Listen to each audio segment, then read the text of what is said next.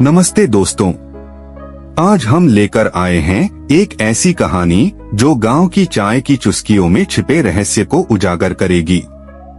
कल्पना कीजिए, गर्म चाय की महक, पुराने पेड़ों की छाया में सिमटी शाम और एक ऐसा सच जो रोंगटे खड़े कर दे।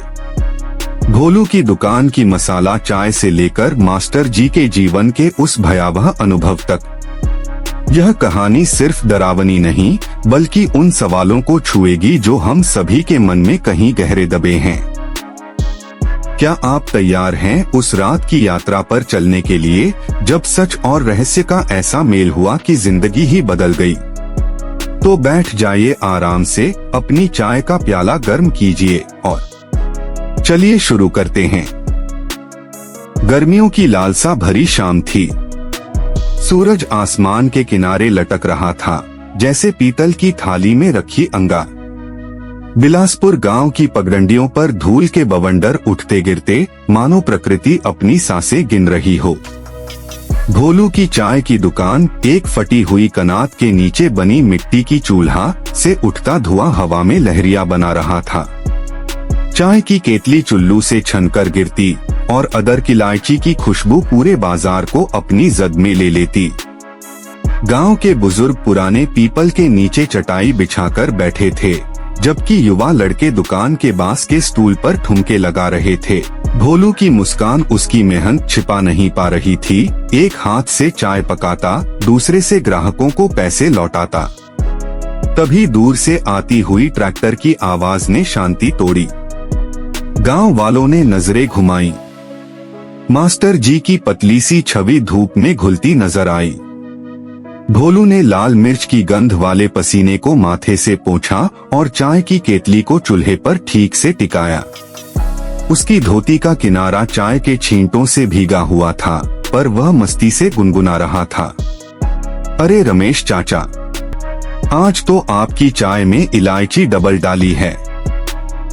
दिल खोल के पीजिए, उसने ठहाका लगाते हुए कहा। ग्राहकों की हंसी के बीच ही दुकान के सामने वाली पगडंडी पर एक लंबी परछाई ने सबका ध्यान खींचा। मास्टर जी धीरे धीरे कदम बढ़ाते हुए आ रहे थे। उनकी सफेद दाढ़ी पर शाम की रोशनी पड़ रही थी और चश्मे के शीशे पर चमकती किरणें उनकी आंखों को रहस्यमय बना रही थीं। अरे वाह, आज तो सच्चाई की बारिश होगी, हरिशंकर ने उत्साहित होकर कहा। मास्टर जी ने चुपचाप बेंच पर बैठकर चाय का प्याला हाथ में लिया।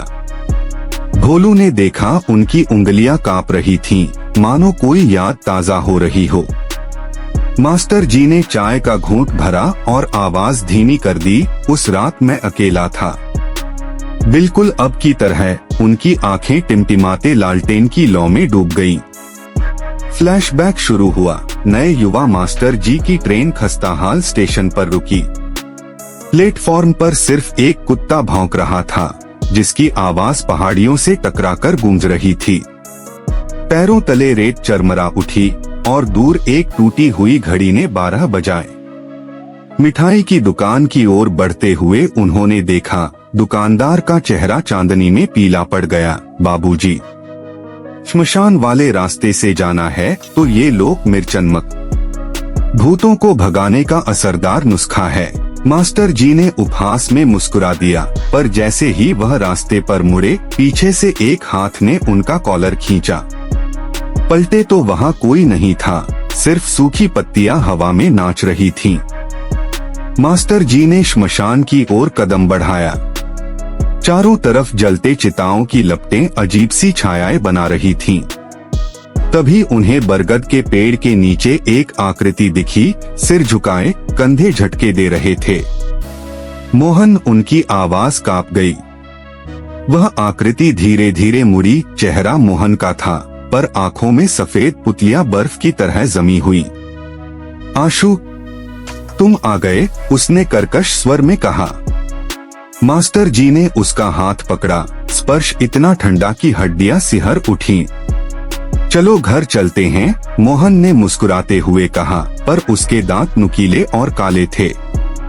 रास्ते भर मोहन पीछे चलता रहा। उसकी परछाई जमीन पर नहीं पड़ रही थी। घर पहुंचते ही मोहन के पिता ने दरवाजा खोला। तुम? तुम्हें वो मिल गया? उनकी आंखों से आंसू बहने लगे। पीछे मुड़ते ही मास्टर जी की सांसें रुक गईं। मोहन गायब था, सिर्फ हवा में उसकी हंसी गूंज रही थी। भोलू की दुकान में सन्नाटा गूंज रहा था। चाय के प्याले से उठती भाप ने मास्टर जी के चेहरे को धुंधला कर दिया, मानो वह खुद इस कहानी के साथ विलीन हो रहे हों। उस रात के बाद मैंने कभी श्मशान का रास्ता नहीं लिया, उन्होंने आवाज को लड़खड़ाते हुए कहा। रमेश चाचा ने अपनी धोती के पल्ले से आंसू पोंछे, जबकि हरिशंकर ने बेचैनी से इधर उधर देखा, मानो कोई छाया दीवार पर सरक रही हो। तभी खिड़की से ठंडी हवा का झोंका आया और चाय का प्याला टेबल से गिरकर चकनाचूर हो गया। सभी चौंक कर उठ बैठे। मास्टर जी ने धीरे से कहा, वह अब भी यहाँ है। सच को सुनने वालों के बीच भोलू ने बिना कुछ कहे टूटे हुए प्याले को उठाया। उसकी उंगलियों पर चाय की बूंदें मोहन की आखिरी याद बनकर सूख गईं। स्क्रीन पर धीरे धीरे क्रेडिट्स रोल होने लगे। पृष्ठभूमि में टूटे हुए प्याले की आवाज गूंजी, जैसे कोई अदृश्य हाथ उसे उठा रहा हो। भोलू की दुकान का शॉट धुंधलाता गया। अब वहाँ सिर्फ लालटेन की टिमटिमाती रोशनी और खाली बेंचें नजर आईं। तभी एक महिला की कराहती आवाज ने बैकग्राउंड म्यूजिक को डुबो दिया। कहानी अधूरी है। जब तक तुम सब्सक्राइब नहीं करोगे। स्क्रीन के कोने में अगली कहानी का थंबनेल प्रकट हुआ। एक बर्बाद हवेली की खिड़की से झांकती लाल आंखें। गांव के बच्चों की हंसी दूर से आई, जो अचानक चीख में बदल गई।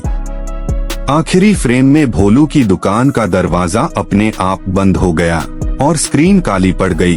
बस एक फीका सा टेक्स्ट चमका, सच जानने का साहस है तो बेल आइकॉन दबाओ। या फिर रात को तकिए के नीचे से कोई पूछेगा, क्यों नहीं दबाया।